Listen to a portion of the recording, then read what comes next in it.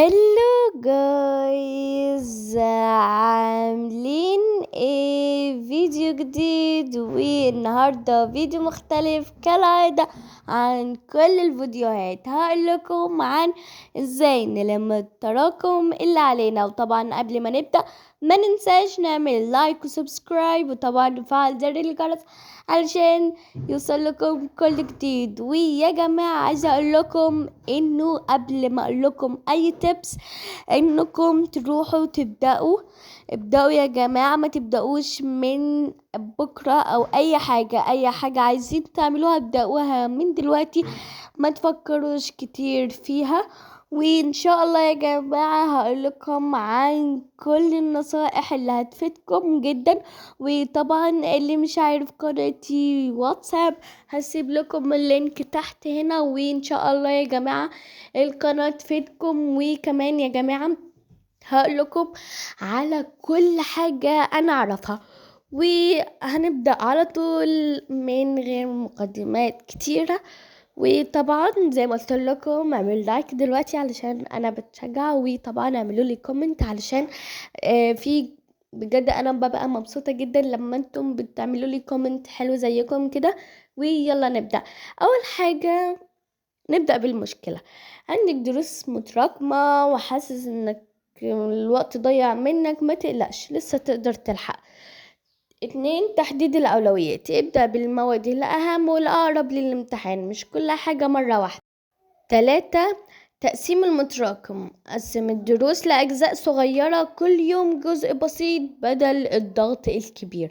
لو ذاكرنا دلوقتي كل يوم مثلا درسين مثلا من مادة عربي أو درس لا مش كده درس من دروس العربي، درس من دروس الرياضة، هنخف خالص من المتراكم. مش نقعد نحط ايدينا على خدنا ونقول احنا متراكم علينا مش عارفه اعمل ايه، عايزه تلخيصات. لا، نذاكر اول باول.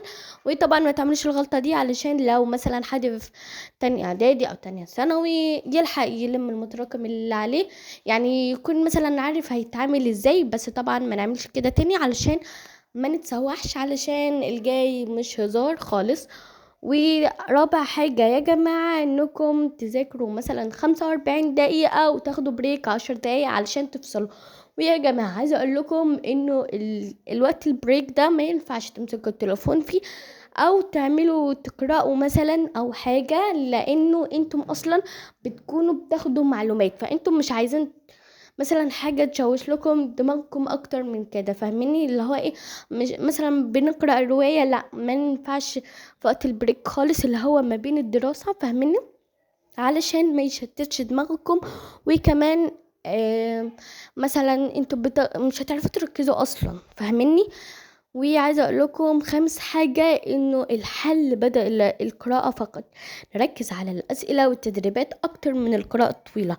سادس حاجة بقى ان احنا نمنع المشتتات، زي ما قلت لكم الموبايل ووقت المذاكرة، الا في حالة واحدة انكم هتذاكروا بالموبايل. غير كده لا يا جماعة ما تمسكوش. وعايزة اقول لكم يا جماعة ان الموبايل ما ينفعش نمسكه قبل النوم بساعتين، لانه دماغكم ده بيعمل يعني ايه بيبوظ لكم دماغكم كده. فاهميني؟ دي نصيحة اصلا مهمة جدا علشان لما تصحوا بقى راسكم ما تكونش وجعتكم او حاجة. سابع حاجة مراجعة سريعة يومية اخر اليوم، نراجع اللي خلصناه.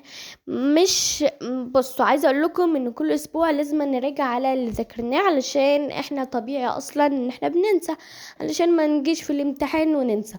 وزي ما قلت لكم يا جماعة من شوية ان احنا لازم نحل. من غير الحل زي الرياضة دي، من غير الحل انت اصلا مش هتعرف يعني مش عارفة ازاي اصلا انكم مش يعني اللي هم ما تحلوش كفاية يعني. فاهميني؟ تمن حاجة ان احنا المتراكم مش نهاية العالم خالص، البداية الصح هي الحل. المتراكم مش معناه انك فشلت، لا، مع شوية تنظيم وقت وكمان وخطة صح تقدروا تلحقوا كل حاجة. ابدأ النهاردة مش بكرة. ويا جماعة عايزة اقول لكم لو عندكم دروس متراكمة وحاسين انك مش قادرين تلحقوا اسمعوني.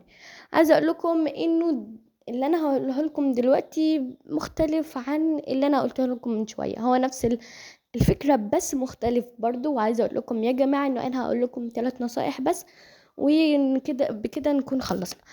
اول حاجه ان احنا نوقف توتر، لان التوتر بيضيع وقت كتير. تاني حاجه نكتب كل الدروس المتراكمه قدامنا. تالت حاجه نرتب من من الأهم للأقل أهمية.